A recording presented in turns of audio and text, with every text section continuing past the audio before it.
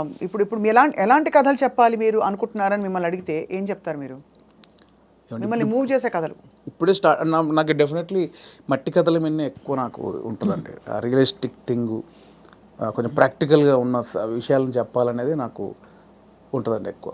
నా చిన్నప్పటి నుంచి చిన్న ఫీలింగ్ అదే.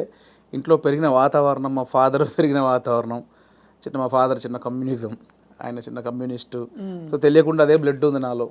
సో అందుకే చిన్న అటువైపు వెళ్తుంది నాకు. కమర్షియల్ అనేది మేబీ ఫ్యూచర్లో చేస్తానేమో.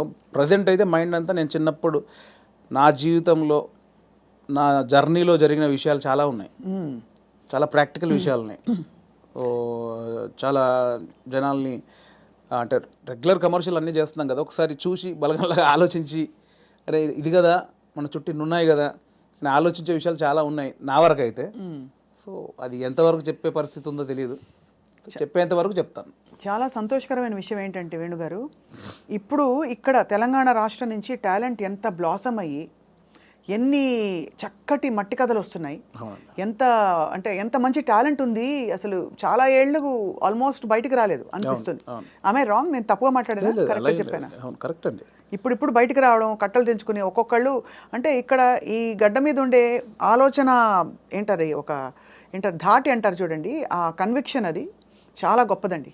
అంటే మట్టి నుంచి పుట్టిన కథలు కదా. అంతే అండి. ఇంతకుముందు ఇక్కడ ప్రాంతం వరకు ఏంటంటే కొంచెం చదువు లేక ఆకలి చౌలు ఇక్కవరకే ఉంది. బట్ అక్కడ సృజనాత్మకత కూడా ఉంది, చాలా ఉంది. అంటే ఇటువైపు ఎన్ని కథలు ఉన్నాయి, అటువైపు ఎన్ని కథలు. ఎక్కడైనా మనుషులు ఉన్న చోట చాలా కథలు ఉంటాయి. అవును. సో ఇక్కడ కథలు కూడా ఇప్పుడు వస్తున్నాయి. అందుకే ఇప్పుడు అంటే ఎట్ ప్రజెంట్ నా మూడంతా ఇక్కడే ఉందన్నమాట. నా జర్నీలో నేను చాలా కథలు చూశాను. అందులో ఒకటి బలగం. సో చాలా కథలు చూశాను. సో అవన్నీ చెప్పొచ్చు, దాన్నే కమర్షియల్గా చెప్పొచ్చు. ఇప్పుడైతే మరి మీ రెండో సినిమా వివరాలు అడగచ్చా? ఇంకా సూనా? సూన్ అండి, సూన్ డెఫినెట్లీ. అంటే అఫీషియల్గా నా ప్రొడక్షన్ నుంచి వచ్చినప్పుడు అడిగితే బెటర్. నో డెఫినెట్గా. కానీ అందరికీ క్యూరియాసిటీ ఏంటంటే బలగం తీసిన తర్వాత మీరు చాలా జాగ్రత్త పడాలి. ఇంకా రెండో సినిమాకి అదే స్థాయిలో మెప్పించాలి, ఇంకా ఎక్కువ మెప్పించాలి వీలైతే. మరి ఏంటి మీ ఆలోచనలు దాని మీద? ఉందండి, కథ అయిపోయింది, ఆల్మోస్ట్ కథ అయిపోయింది. ఇంకా అఫీషియల్గా అనౌన్స్ చేస్తాం త్వరలో. మళ్ళీ డెఫినెట్లీ నన్ను ఎవరైతే ప్రేమించారో, ఆశీర్వదించారో వాళ్ళని ఒప్పిస్తానని నమ్మకం అవుతుంది. నాకు అదైతే ఇప్పటివరకు అయితే ఖచ్చితంగా ఒప్పిస్తానని నమ్మకం అవుతుంది. అంతకుముందు కామెడీ యాక్టర్గా జబర్దస్త్లో మీ జర్నీ ఎలా ఉండేది వేణుగారు? అది హ్యాపీ జర్నీ అండి, చాలా హ్యాపీ జర్నీ నా లైఫ్లో. అంటే జాలీగా ఉన్న రోజులు అవి. అంటే నేను 2004లో యాక్టర్ అయిన తర్వాత 2015 వరకు గాడ్ గ్రేస్ని అసలు వెనక్కి తిరిగి చూసుకోలేదండి. అంటే నేను డైలీ 4 షూటింగ్లు 5 షూటింగ్లు. అంటే ఈరోజు హైదరాబాద్లో ఉంటే సడన్గా మీరు వేణుగారు ఎక్కడున్నారంటే ఈరోజు ఇక్కడే ఉన్నానండి ఈవినింగ్ అంటాను. రేపు ఫోన్ చేస్తే దుబాయ్లో ఉన్నానండి. అదేంటి నేను ఈవినింగ్ హైదరాబాద్ అన్న, అంత బిజీగా ఉన్నాను నేను. అంత బిజీగా ఉన్నా డైలీ 3-4 షూటింగ్లు, ఈవెంట్స్ అని దుబాయ్లు, ఫారిన్ షెడ్యూల్స్, చాలా బిజీగా ఉండేవాడిని. ఐ థింక్ 4 నుంచి 15-16 వరకు నేను వెనక్కి తిరిగి చూసుకోలేదు. అంటే మా ఇంట్లో నెలకి ఒక వారం రోజులు తింటే హ్యాపీ, అంత బిజీగా ఉండేవాళ్ళు. పొద్దున ఎప్పుడైందో, సాయంత్రం ఎప్పుడైందో, నైట్ ఎప్పుడైందో తెలిసేది కాదు. సో 15 తర్వాత కొంచెం జబర్దస్త్ నుంచి బయటకు వచ్చి అప్పుడు ఇంకేమైనా చేసుకోవాలని ఈ బలగం ఏదైతే దానికి ప్లానింగ్లో ఉన్నప్పుడు మాత్రం కొంచెం ఒక 3-4 ఇయర్స్ బాగా స్ట్రగుల్ అయ్యాను. సో కానీ ఎలాగా అంటే మీరు చెప్పారు కదా, అంటే మీరు మట్టిలోంచి పుట్టిన కుటుంబం మీది. మరి మీరు పొట్టకూటి కోసం అయినా పని చేయక తప్పదు. అవును. మరి ఒకవైపు ప్లానింగ్, ఇంకోవైపు యాక్టింగ్ ఆపర్చునిటీస్ వదులుకోవాలి. అప్పుడు మీకు సంఘర్షణ వచ్చిందా? అయ్యో చాలా అండి. అదే అంటే యాక్చువల్లీ నేను 2013లో జబర్దస్త్ స్టార్ట్ అయింది. అప్పుడు పీక్స్ నేను యాక్టింగ్లో, స్టేజ్ షోలని, యాక్టింగ్ అని చాలా పీక్స్. ఆ జబర్దస్త్కి వెళ్ళిన తర్వాత మేము ఎక్స్పెక్ట్ చేయలే. మాది స్టార్టింగ్ స్టేజ్, మాది స్టార్టింగ్ టీం, మాది ఎక్స్పెక్ట్ చేయలేదు. యాక్చువల్గా జస్ట్ ఒక 13 డేస్, ఒక 4 రోజులు ఇవ్వండి చాలు అని తిరిగేవాళ్ళు, మా వెనకాల తిరిగేవాళ్ళు. సో ధనరాజు, మా చంద్ర అప్పుడు కొత్తవాడు, ఇంక వాడు రాలా అసలు. ధనరాజు నన్ను పక్కగా పట్టుకున్నారన్నమాట వాళ్ళు. అంటే మేము ఇద్దరే అంతకుముందు స్కిట్లు చేసాం, స్మోక్ టీవీ అని అవన్నీ చేసాం. సో వీళ్ళని పట్టుకోవాలని చాలా పట్టుకున్నారు. నేను కన్విన్స్ అవ్వాల, ఎందుకంటే సినిమా నేను అప్పట్లో కొంచెం టీవీ అంటే టీవీకి వెళ్తే సినిమాకి రాలేరేమో అనేది ఉంది. ఇప్పుడు లేదు. ఇప్పుడు స్క్రీన్ అనేది ఉన్నది తప్ప big screen, small screen, phone screen లేదు. ఇప్పుడు స్క్రీన్ అంతే. అప్పుడు ఆ వేరియేషన్స్ ఉన్నాయి. సో అప్పుడు 13 రోజులు మంచి అమౌంట్ ఎక్స్పెక్ట్ చేయని అమౌంట్ ఒకటి. 4 డేసే కదా అని లైట్గా కమిట్ అయ్యాం. ఆ 4 డేస్లో 13 ఎపిసోడ్స్ మీకు తెలుసు. అది జబర్దస్త్ స్టార్టింగ్ 18 రేటింగ్, అంటే గురువారం వస్తే వెయిట్ చేసేవాళ్ళు, గురువారం కోసం ఒక టీవీ షో కోసం వెయిట్ చేసేవాళ్ళు. సో 13 days తర్వాత మళ్ళీ బతిలాడి ఇప్పుడు అనుకున్న అమౌంట్ కంటే డబ్బులు పెంచారు. సరే అని మళ్ళీ 13 చేసాం, 27 episodes చేసాం. ఆ తర్వాత ఇంకా అది జబర్దస్త్ ఎట్లా అయిపోయిందంటే తెలుగు రాష్ట్రాల్లో గురువారం వస్తే ఏంటి అనేది. ఇప్పుడు స్కిట్లు రాయడం అది కూడా ఎలా జరిగేది అది ఉండేది. సో అప్పుడు ఏంటంటే అప్పుడు ఇంకా ఇది మీకు తెలియట్లేదండి, ఇది చాలా అద్భుతం, మీకు ఎంత అంటే అంత ఇస్తాం, మీరు కంటిన్యూ చేయండి అన్నారు. అప్పుడు నేను ఏంటంటే నాకు సినిమా అనేది, నేను సినిమా కోసం వచ్చాను, ఇది చాలా బాగుంది, చాలా డబ్బులు ఇస్తున్నారు, ఇంటింటికి గడప గడప వెళ్ళాం, రీచ్ అయ్యాం, ఇంత డబ్బులు వస్తున్నాయి, అటు షోలు రెమ్యునరేషన్ అన్నీ వస్తున్నాయి, కానీ నాకు సంబంధించింది పోతుంది. అవును, నేను సినిమా అనుకున్నాను, దీనికోసం రాలేదు, ఇటు పోతే నా సినిమాకు దూరం అయితే దీని నుంచి బయటకు వచ్చానండి. అబ్బా చాలా పెద్ద ఇదండి, మామూలుగా సెటిల్ అయిపోతాం మనం, పైసలు వస్తున్నాయి కదా ఎందుకు బై నీకు అందుకని బయటికి వెళ్ళాము. బయటికి వెళ్ళాక 1.5 year తర్వాత ఇది రైజ్ అయిపోయింది. అంటే ఇంటర్నెట్ ఫ్రీ అయిపోయి ప్రతి ఒక్కరికి సెల్ ఫోన్ చేతిలోకి వచ్చేసి ఇది వైరల్ అయిపోయింది. అప్పుడు ఏమైంది, నేను జబర్దస్త్ కొన్ని చేశాను కాబట్టి సినిమాలో కొంచెం దూరం అయిపోయా, టీవీకి వెళ్ళడం వచ్చేసి. అవును అవును అవును, ఇది వచ్చేసిందని నేను దాన్ని పక్కన పెట్టేసి సినిమాకి వచ్చేసరికి ఇది పక్కకు పెట్టేశారు. అరే ఇలా అయింది ఏంటి అని కసిలో మళ్ళీ ఒక 1 year చేసాం. అవును, మీరు తిరిగి వచ్చినప్పుడు అయితే వెల్కమ్గా తీసుకున్నారు మిమ్మల్ని, తీసుకున్నారు. మళ్ళీ 1 year చేసిన తర్వాత అప్పుడు ఇంకా మైండ్లో డబ్బు అని మళ్ళీ ఇటు వెళ్ళినోని మళ్ళీ ఇటు వచ్చా, ఇక్కడ మళ్ళీ డబ్బు కోసం వచ్చా, బట్ లోపల మాత్రం ఇది కాదని నన్ను వేధిస్తుంది అనమాట. మళ్ళీ బయటకు వచ్చాను. ఆ మళ్ళీ బయటకు వచ్చిన తర్వాత 2015 మిడ్లో బయటకు వచ్చామండి. అప్పటి నుంచి అరాకొర అప్పటి నుంచి స్ట్రగుల్ స్టార్ట్ అయింది. ఆ 15 మిడ్లోంచి 2020 వరకు ఆ 4 years ఇటు లేక అటు లేక ఆ 4 years బాగా స్ట్రగుల్ అయ్యాను. అది మేజర్ నా కెరియర్లోనే వెరీ బ్యాడ్ పీరియడ్.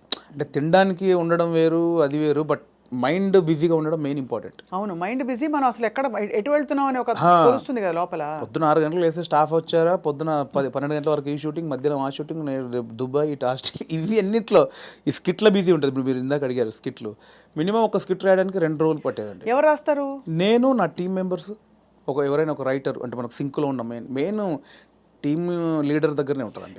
ఇంప్రూవ్ అని ఉంటుందండి యూఎస్లో, అంతా ఉంటుంది. ఇది 100% ఇంప్రూవేషనే స్కిట్ అండి, స్కిట్ రైటింగ్ ఏ ఉండదు. సో మీకు దానికి నేపథ్యం, మీరు థియేటర్కి వెళ్ళారా?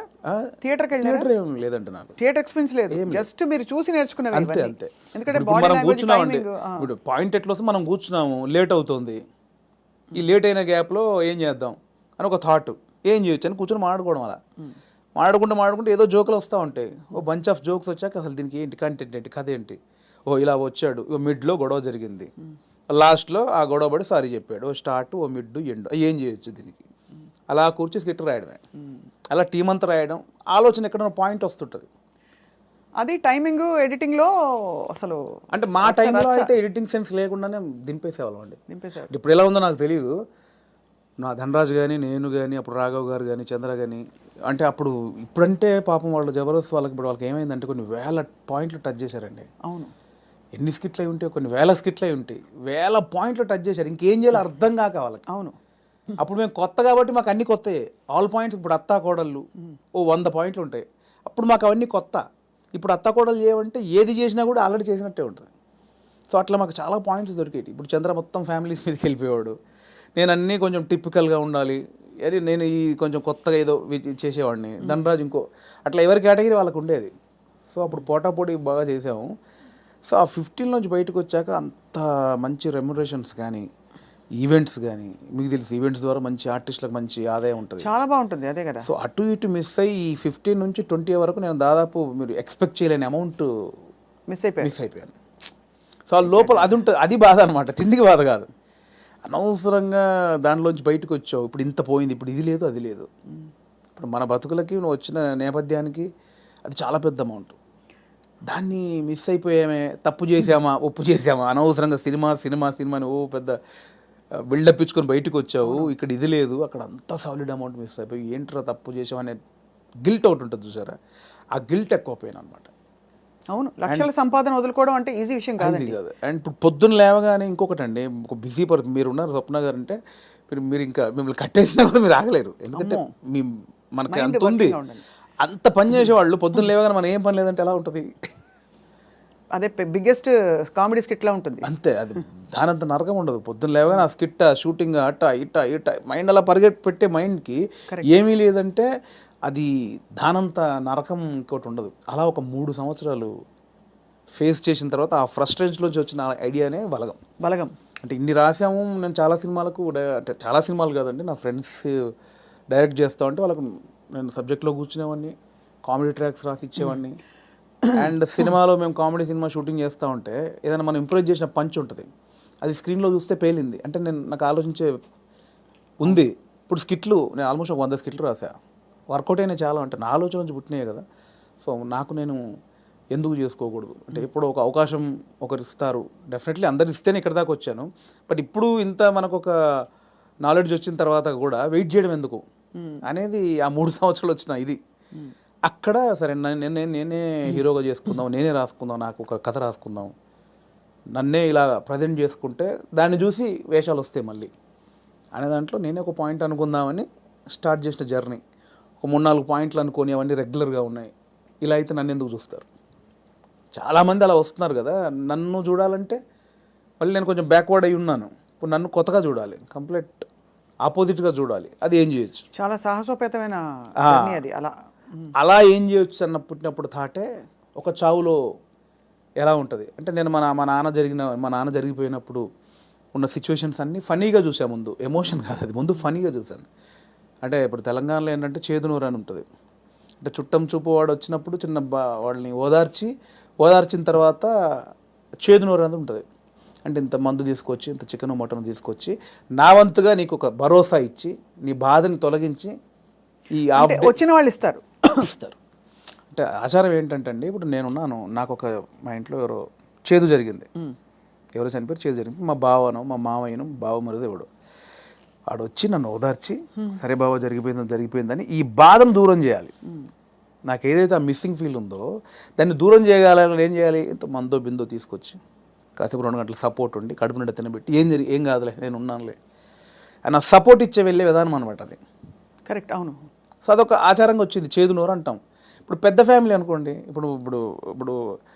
ఇప్పుడు బాంబేలో ఉంటారు ఒకరు బావంట ఆయన, అక్కడ 10 మంది చుట్టాలు ఉన్నారు, ఇక్కడ చనిపోయింది, కంపల్సరీ రావాలి, వస్తారు, ఈ ప్రక్రియ కూడా చేయాలి. ఇప్పుడు 10 మంది 10 రోజులు ఉండలేరుగా, 2 రోజుల్లో చేసి వెళ్ళిపోవాలి. అవును. సో 10 మందిది వీడు తాగాలి, నేను తాగాలి, తినాలి, తాగాల్సిందేనా? అంటే బాంబే నుంచి వచ్చాడండి పాపం, మా బావకి ఇలా జరిగిందని ఏదో ఆయన తృప్తికి చేసే. నేను ఒక ముక్కనాన్న తినకపోతే ఆడేమనుకుంటాడు, ఫీల్ అవుతాడు కాబట్టి చేయాలి, కంపల్సరీ. సో ఈ ప్రాసెస్ మా నాన్న జరిగింది అనమాట. మాది పెద్ద కుటుంబం, మా అమ్మకి నేను 9వ వాడిని, మా పెదనాన్నలు 6, మా మేనత్తలు 3. సో మా ప్రతి పెదనాన్నకి ఫ్యామిలీ మినిమం 10 మంది, 7 మంది, 8 మంది, వాళ్ళందరూ వచ్చి 200 మంది మా కజిన్స్ ఉంటారు, అన్నయ్యలు, వదినలు, వాళ్ళ పిల్లలు అందరూ వచ్చేసి ఏమైపోయిందంటే ఆ 11 రోజులు మా నాన్నది చనిపోయిన నెక్స్ట్ డే నుంచి మార్నింగ్ ఒక సెటప్, 11 o'clock ఒక సెటప్, 1 o'clock తప్పదు. దీనిలో ఏం జరుగుద్ది? ఇప్పుడు నేనున్నాను, మీరు వచ్చారు, రాగానే సరే బావ ఇలా జరిగిందంటే సరే కూర్చో తాగదు అంటే కాదు కదా. మీరు అడుగుతారు ఎలా జరిగింది బావ ఏంటి అంటే నేను చెప్పాలి, నేను ఇలా ఉన్నట్టు నాన్న చూస్తూ అని ఏడవాలి. ఓకే, అయిపోయింది. ఇప్పుడు 12 o'clock ఇంకోటి వచ్చాడు, వాడికి కూడా సేమ్ ఏడవాలిగా. రాగానే రాబావ కూర్చోండి, వాడు మళ్ళీ చూసేవాడు ఒక కంట నీరు కూడా పెట్టలేదు, వాడు రాగానే తాగినని వాడు అనుకుంటాడని వాని కోసం మళ్ళీ సేమ్ ప్రాసెస్. ఏమైందంటే నానిలా లేడు అన్నీ.